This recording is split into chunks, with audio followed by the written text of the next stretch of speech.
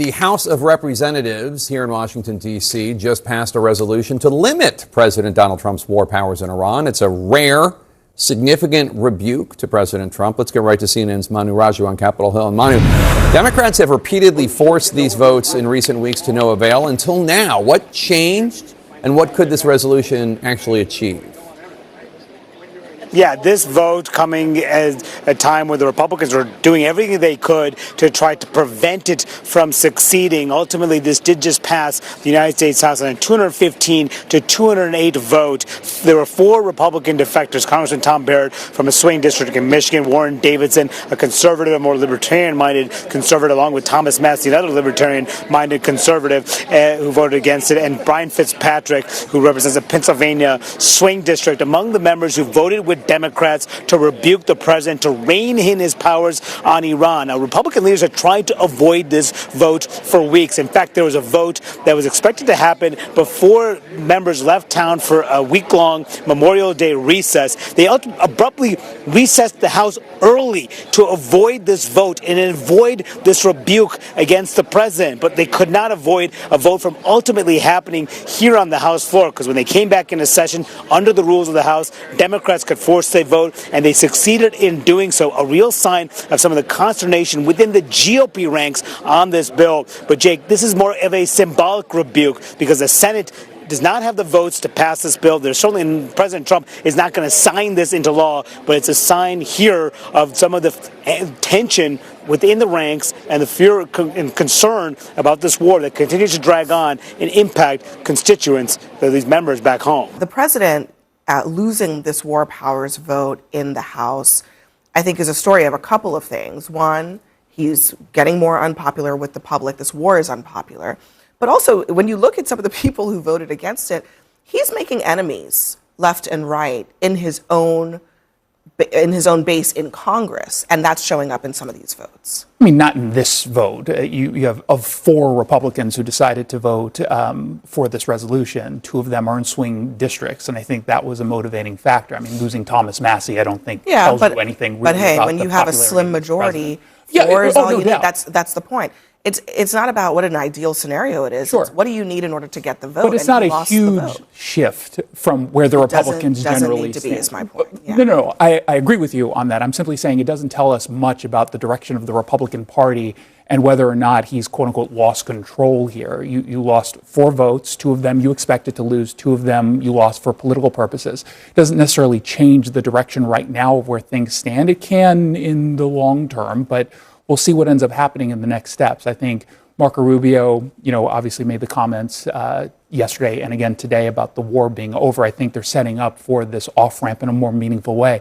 The bigger problem I think we face now here is we want this all to be over. The president wants this to be over as well. You've just made it a lot easier for Iran now to not take the negotiating seriously, because now they're looking at what's happening in the House and saying we can wait this out just a little bit longer. He's lost the political backing that he had from his own party. We're going to continue to just dig in here, and that's a larger problem. Well, I think it's less about Trump, and it's more about, Trump is unpopular, this war is unpopular, but we are now just 5 months away from a general election. Some of the primaries are now over, so they have switched over to general election campaigning, and this war nobody likes.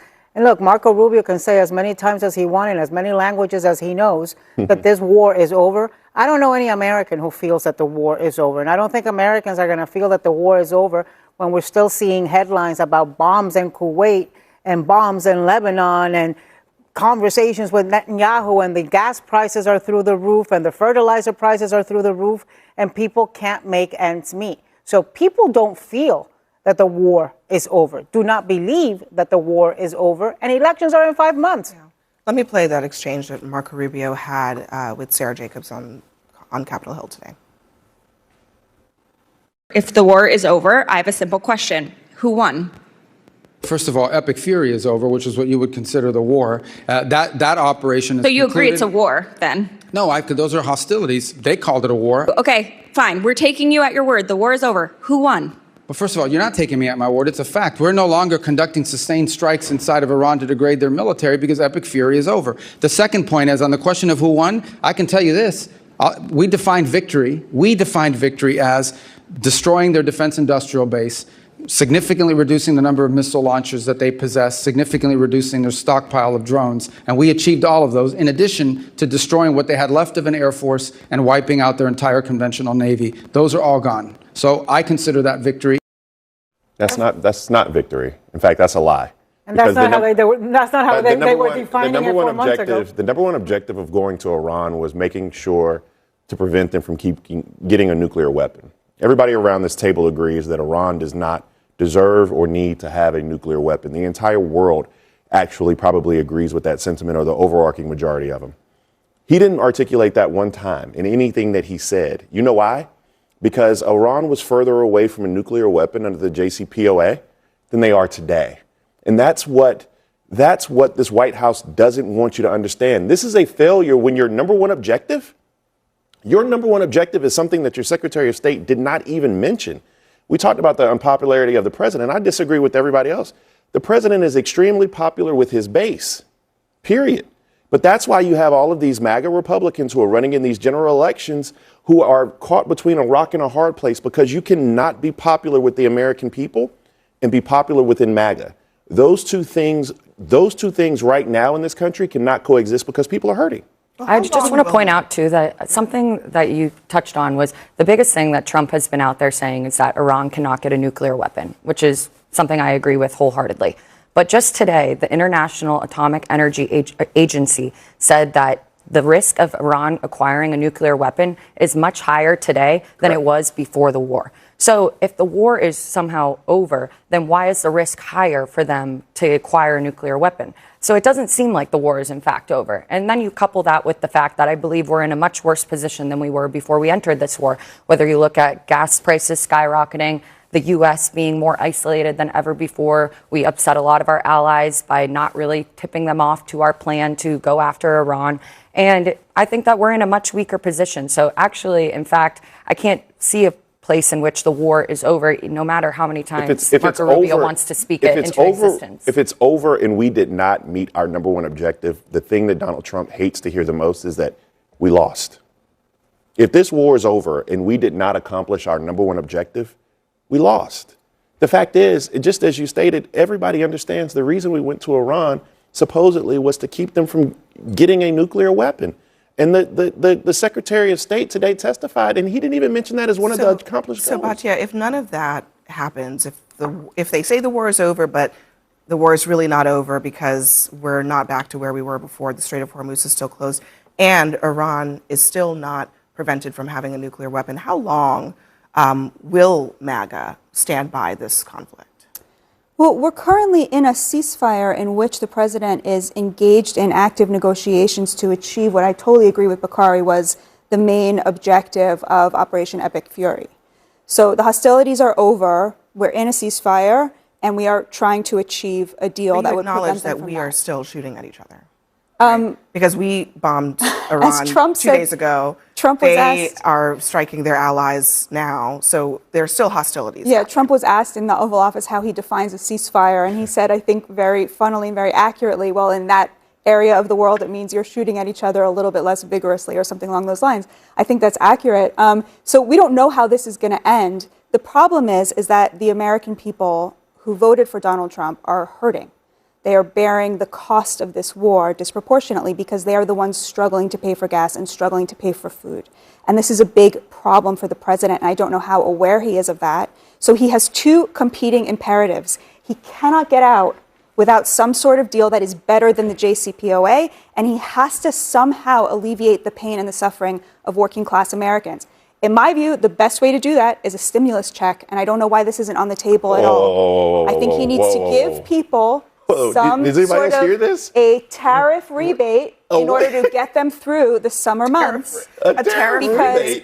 Yeah, tariff rebate. How about just get rid of the tariffs? Well, we brought in 200. Weren't you an advocate for the tariffs? Yes, exactly. So then why are you asking for a rebate? That's exactly what a rebate is. Give a stimulus check why you haven't done anything. We brought in $200 billion in tariffs, and we should now take some of that money and give it to Americans who are struggling to pay for gas and groceries. Actually have to already be refunded because They were illegal. Most of them were illegal. That's actually, it's not clear that they have to be well, refunded. They are already being, we know that they are already being refunded. The refunds are happening Well, right now. no, companies are suing for refunds, but it's not clear that they're going to get them. But again, but we brought in a bunch of money. Tariffs are a good idea. Yeah.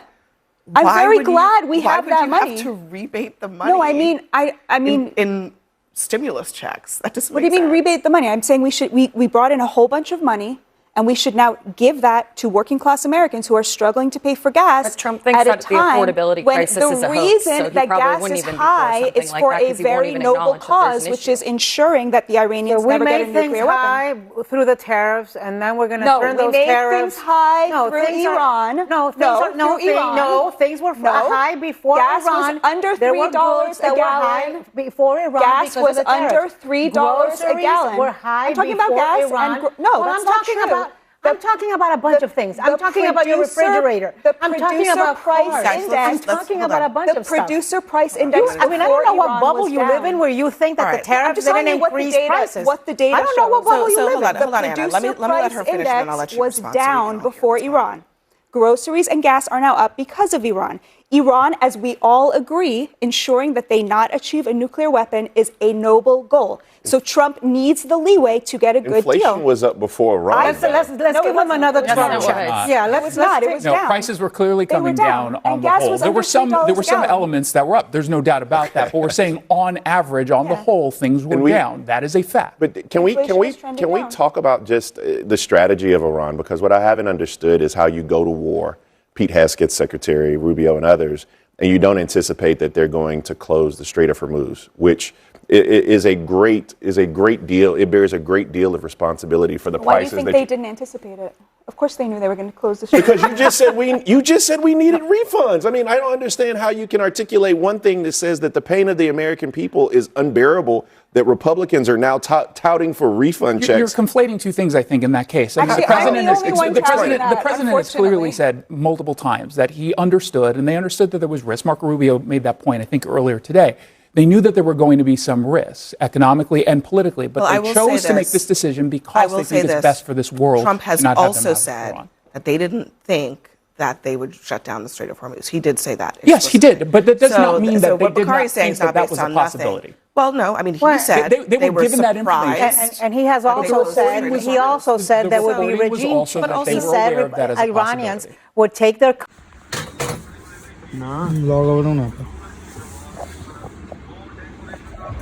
ਇਹ ਤਾਂ ਮੂੰਹ ਕਾਹਦਾ ਲੁਕਾਉਣਾ ਦੱਸ ਜਾਂਦੀ ਹੋਇਆ ਮੂੰਹ ਲੁਕਾਉਂਦਾ ਏ ਆਹਾ ਮੈਂ ਵਲੌਗ ਬਣਾਉਣੇ ਆਪਾਂ ਪੈਸੇ ਆਉਣਗੇ YouTube ਤੇ ਹੈ ਹੁੰਦੀ ਬਣਾ ਲੈ ਹੁੰਦੀ ਬਣਾ ਦੀ ਜਾਨੀ ਕਰੀ ਮੂੰਹ ਇਦਾਂ ਨੂੰ ਲੈ ਉਹਨੇ ਕਰ ਇਹਦਾ ਦਿਖਦਾ ਹੀ ਨਹੀਂ ਦੱਸਦਾ ਕਿ ਹੁਣ ਛੱਤ ਲਾ ਇਹ ਕੀ ਕਰਨਾ ਮੂੰਹ ਨਹੀਂ ਬੰਦੀ ਗਿਆਨੀ ਦਾ ਕਰਲੀ ਬੰਦੀ ਹੈ ਗਿਆਨੀ ਕਰ ਲਈ ਬੰਦੀ ਤੇਰੇ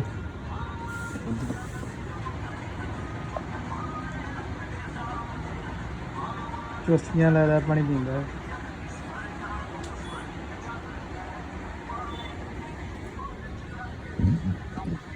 ਨਾ ਯਾਰ ਹੁਣ ਬਸ ਵਾਧੂ ਗਿਆ ਕੰਮ ਤਾਂ ਬਾਹਰ ਤੇ 4 ਮਿੰਟਾਂ ਹੀ ਬਣਾਉਣੀਆਂ ਪਾਣੀ ਕਿੱਥੇ ਆ YouTube ਤੇ ਆਹ ਸੁਣਾ ਗੱਲਬਾਤ ਜੋ ਅੱਗੇ ਸੁਣਾਉਂਦੇ ਹੈ ਗਿਆਨੀ ਦਾ ਬੜਾ ਫੇਰੀ ਸੁਣਾਵਾਂਗੇ ਆਇਆ ਗਿਆਨੀ ਗਲਤ ਨਹੀਂ ਕੋਈ ਗੱਲ ਕਰਨੀ ਸਾਰਾ ਵੇਖ ਲੈਣੀ ਲੈ ਸਹੀ ਹੈ ਵੀ ਬਣਾ ਆਪਦੀ ਦਾ ਬਣਾਈ ਲੈ ਮੋਰਨੀ ਬਸ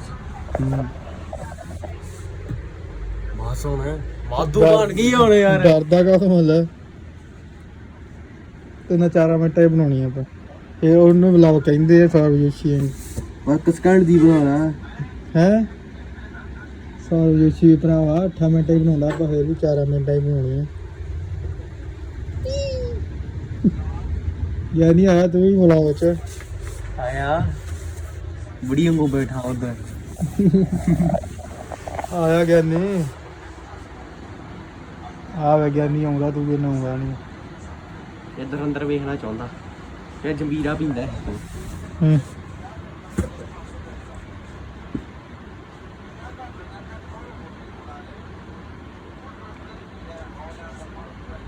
ਬਸ ਹੁਣ ਵਾਧੂ ਹੋ ਗਈ ਹੋਈ ਯਾਰ ਕੀ ਡਰ ਲੱਗਦਾ ਤੈਨੂੰ? ਕੀ ਯਾਰ ਗਿਆ ਨਹੀਂ ਕਿ ਜਾ ਨਾ ਭਾਈਦਾ ਵਾ ਆਇਆ ਵਾ ਤਿੰਨ 4 ਮਿੰਟ ਹੀ ਬਣਾਉਣੀ ਹੈ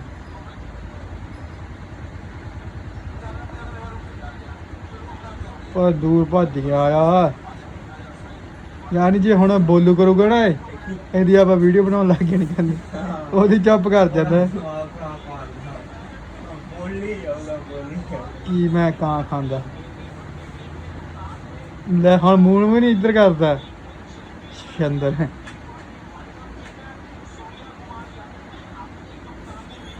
ਸੂਰ ਕੁਮਾਰੀਆ ਤੋਂ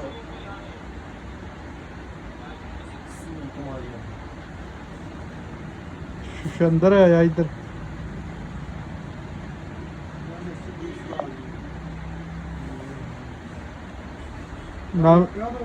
ਨਵੀਂ ਤਾਂ ਵੇਖ ਲਈ ਆ ਉਹ ਚੱਲਦਾ ਉਧਰੋਂ ਗਦੇ ਗਿਆਨੀ ਦੇ 60 ਵਜੇ ਹੈ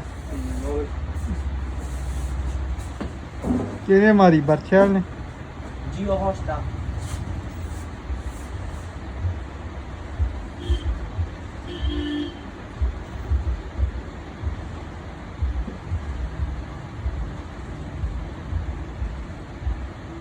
ਉੱਥੇ ਪਰ ਲਾ ਸ਼ੰਦਰ ਇੱਧਰ ਇਹ ਕੋਣ ਵੇਲਾ ਨੇ ਕਰਨਾ